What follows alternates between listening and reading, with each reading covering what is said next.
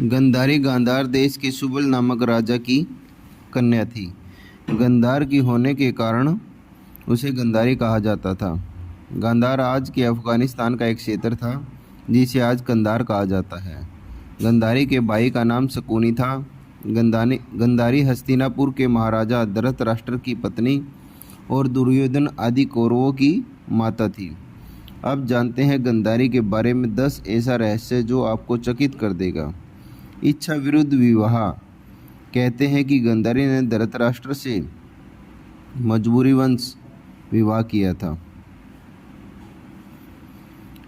इसका कारण भीष्म थे। अच्छे अंधे महाराज धृतराष्ट्र के लिए भीष्म ने गांधार नरेश की राजकुमारी का बलपूर्वक विवाह धृतराष्ट्र से कराया था। धृतराष्ट्र से पहले बकरे से विवाह किया।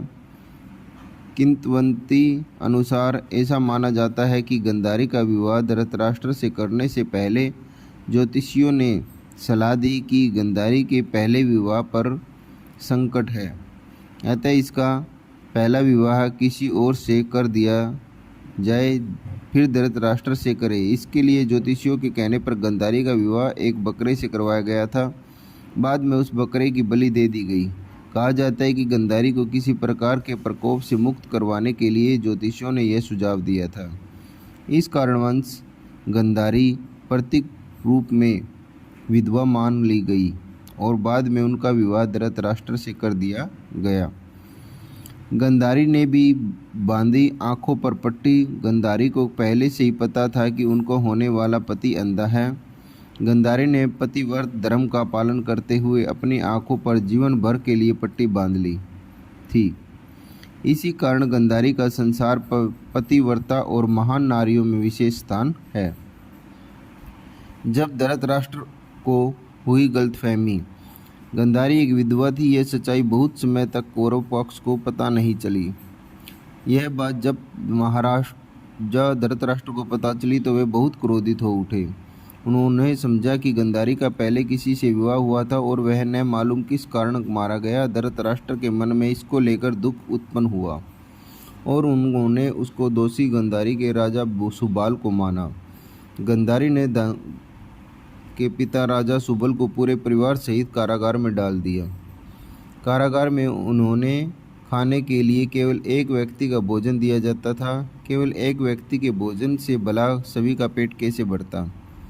यह पूरे परिवार को भूखे मार देने की साजिश थी। राजा सुबाल ने यह निर्णय लिया कि वह भोजन केवल उनके सबसे छोटे पुत्र को ही दिया जाए ताकि उनके परिवार से कोई जीवित बच सके, और वह था शकुनी। यह भी कहा जाता है कि विवाह के समय गंधारी के साथ उनका भाई शकुनी और आयु में बड़ी उनकी एक सखी हस्तिनापुर आई थी। दोनों ही यहीं रह गए थे। गंधारी में भी थी दिव्य शक्ति। गंधारी भगवान शिव की परम भक्त थी। शिव की तपस्या करके गंधारी ने भगवान शिव से यह वरदान पाया था कि वह किसी को भी अपने नेत्रों की पट्टी खोलकर नग्न अवस्था में देखेगी, उसका शरीर वज्र हो जाएगा। युद्ध से पहले ऐसे में गंधारी ने अपनी आंखों की पट्टी खोलकर दुर्योधन के शरीर को वज्र करना चाहा, लेकिन कृष्ण के बहकावे के कारण दुर्योधन ने अपने गुप्तांग को पत्तों से छिपा लिया था, जिसके चलते उसके गुप्तांग और जांघें वज्र के समान नहीं बन पाई। इसी कारण अपने प्राण के अनुसार ही महाभारत के अंत में भीष्म ने गदा से दुर्योधन की जांघ पर प्रहार किया और दुर्योधन मारा गया। गंधारी के पुत्र नहीं थे। धृतराष्ट्र के पुत्र गंधारी के पुत्रों को कौरव पुत्र कहा जाता था, लेकिन उनमें से एक भी कौरव नहीं था। धृतराष्ट्र और गंधारी के 100 पुत्र और एक पुत्री थी जिन्हें कौरव कहा जाता था। गंधारी ने वेद व्यास से पुत्रवती होने का वरदान प्राप्त लिया था। इस वरदान के चलते ही गंधारी को 100 पुत्र और एक पुत्री मिली थी। उक्त सभी संतानों की उत्पत्ति 2 वर्ष बाद कुंडों से हुई थी। गंधारी की बेटी का नाम दुशला था। गंधारी जब गर्भवती थी तब धृतराष्ट्र ने एक दासी के साथ सहवास किया था, जिसके चलते युयुत्सु नामक पुत्र का जन्म हुआ था। कुंती से थी गंधारी की प्रतिद्वंदी थी। कुंती के पुत्र पांडव थे, गंधारी के पुत्र कौरव। प्रारंभ में दोनों ही एक ही महल में रहती थी, लेकिन राजगद्द के चक्कर में दोनों में अप्रत्यक्ष रूप से प्रतिद्वंदी रहती थी। कुंती एक अद्भुत महिला थी। पति की मृत्यु के बाद कैसे उन्होंने अपने पुत्रों को हस्तिनापुर में लिख करवाकर गुरु द्रोणाचार्य से शिक्षा दिलवाई और अंत में उन्हें राज्य का अधिकार दिलवाने के लिए प्रेरित किया, यह सब जानना अद्भुत है। जिस तरह कुंती ने संघर्ष किया उसी तरह गांधारी ने भी संघर्ष किया। फिर भी दोनों की महिलाएं एक दूसरे के सुख दुख में साथ देती थी। पुत्र और भाई के वश में गांधारी, शकुनी ने गांधारी व धृतराष्ट्र को अपने वश में करके धृतराष्ट्र के भाई पांडु के विरुद्ध षड्यंत्र रचने और राज सिंहासन पर धृतराष्ट्र का आधिपत्य जमाने को कहा था। शकुनी की जब यह चाल किसी भी कारण से सफल नहीं हो सकी तो उसका सम्मान बढ़ गया। गांधारी अपने भाई की चाल को समझती थी और वह अपने पुत्र को बुराइयों से दूर रखना चाहती थी, लेकिन उसकी नहीं चलती थी। पति, भाई और पुत्र के बीच गांधारी विवश थी। श्री कृष्ण को शाप दिया गांधारी ने। गांधारी के सभी 100 पुत्र महाभारत के युद्ध में मारे गए। अंत में दुर्योधन का जब भीम से वध कर दिया गया, महाभारत युद्ध के पश्चात सांत्वना देने के उद्देश्य से भगवान श्री कृष्ण गांधारी के पास गए।